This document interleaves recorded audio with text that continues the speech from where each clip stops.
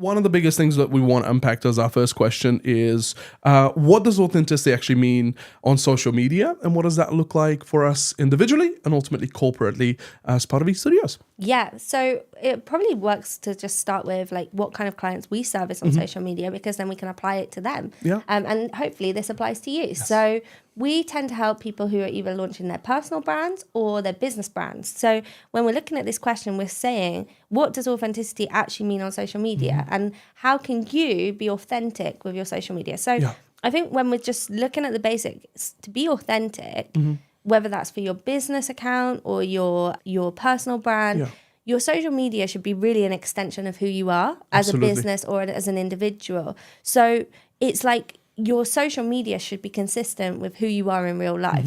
You shouldn't be portraying one image on social media and then another image in real life. And the reason is, obviously, otherwise it might catch up with you. And the thing is, people are going to commit to either like buy your services or follow you.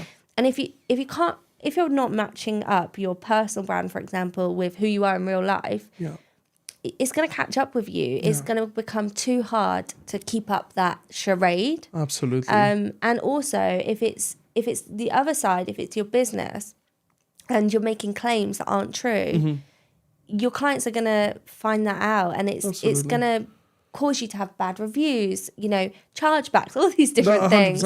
Yes. So it's really important. Yes, put yourself in the best light, but you don't necessarily have to be untruthful in that. Absolutely. So I think that is a really great starting point of what authenticity really is like on social media. Absolutely. And I think, just to echo what you're saying here, I think the important part for people to understand is really identify what your personal belief, value, and message you have that you want to communicate to people in the most authentic way, in front of camera and behind it. We want to make sure that people fully understand not only what they're trying to communicate, but the way they communicate it. Because people buy from people, they connect with people, and through connection, the relationship building is what creates growth. It's what scales businesses, right?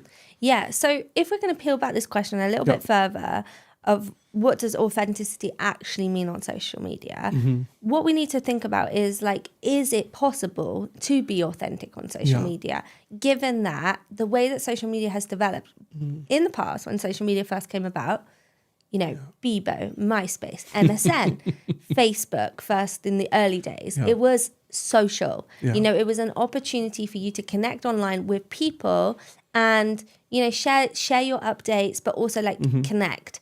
Share photos, embrace one another. The question is that happening now, or is all content purely curated? And is there such thing right now as real authentic content? Because sometimes even the authentic content is actually curated content. What do you think about that? I mean, let's unpack this a little bit more, because a while back I sent you this video of this lady that put her camera up at 5 a.m. The light is on, and she's coming out of bed. A mumfluencer. Literally, trying to show people, oh, this is me. And, how authentic is that? It's you've already gotten up, a bit miserable probably, but on the tripod, the camera chose the angle, put the lighting on, gone back into bed and gone, so that is curated to an extent where you're going, oh, let me show people what it's like. But actually, the authentic aspect is you going, waking up and going, oh, I have to put up the camera. I have to show people what it's like.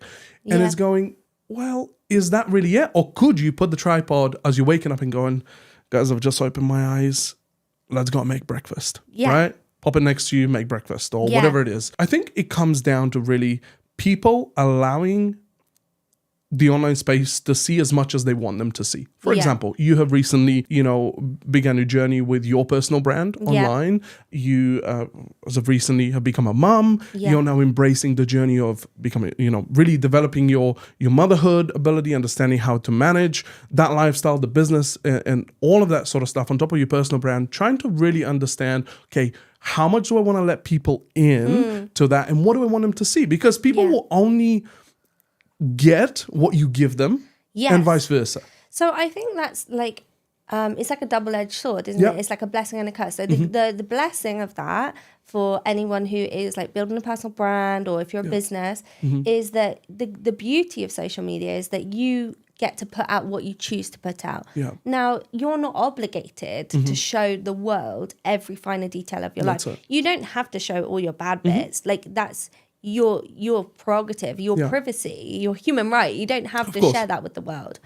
But at the same time, if you are going to share elements of yourself, people want to know that it is what you're telling them the truth. So I think that's where it really comes down to, is that coming back to that piece of content you mentioned, you know, I think people engage with that kind of content because it's like, it's almost like relatable, right? So there's like relatable content, and it has been curated, and it's not really what's happening. Like, for example, a mum will probably be up at like every hour of the night and putting their baby back to bed.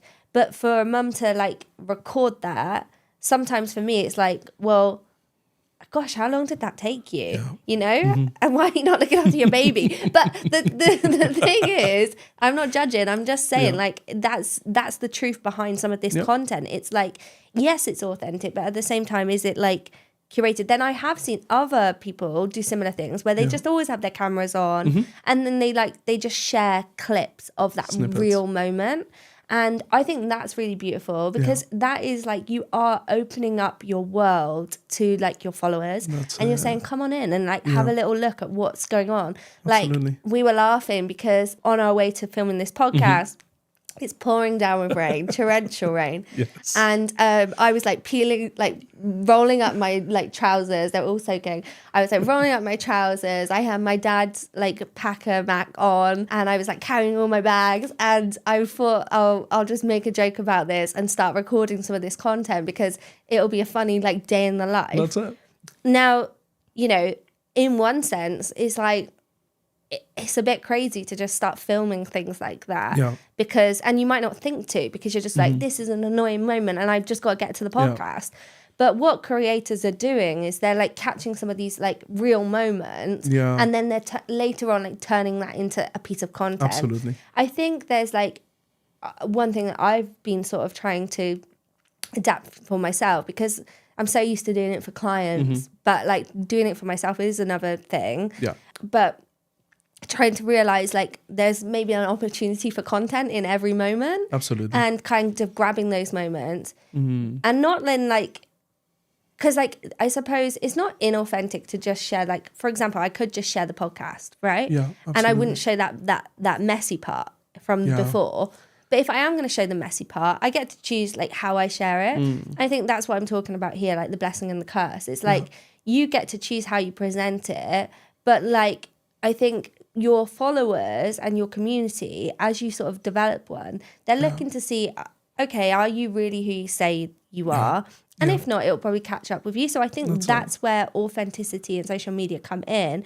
And it is now sort of like, because people like this sort of relatable content, the stuff we're talking about, it has become sort of like a branding tool to share like the behind the scenes, the real moments, these moments where it's like unpolished, uncurated. But like, I think the funny fact is that like with social media, everything's a little bit curated. That's it. 100%. You know, because you've had to still upload that. You've still had to, like, even if it's you're sat leaving like a camera on a time lapse and you're working for the day, and even if you're not actively like producing content, but you're just recording your day, you've still gone to the effort of setting up that camera. So there's an element of where it all is curated. But I guess for you, if you're a creator or if you're a business, like portraying your business, what you want to do is you want to just bear in mind that to just present yourself as your true self, like as in like the true business that you are, the true person that you are,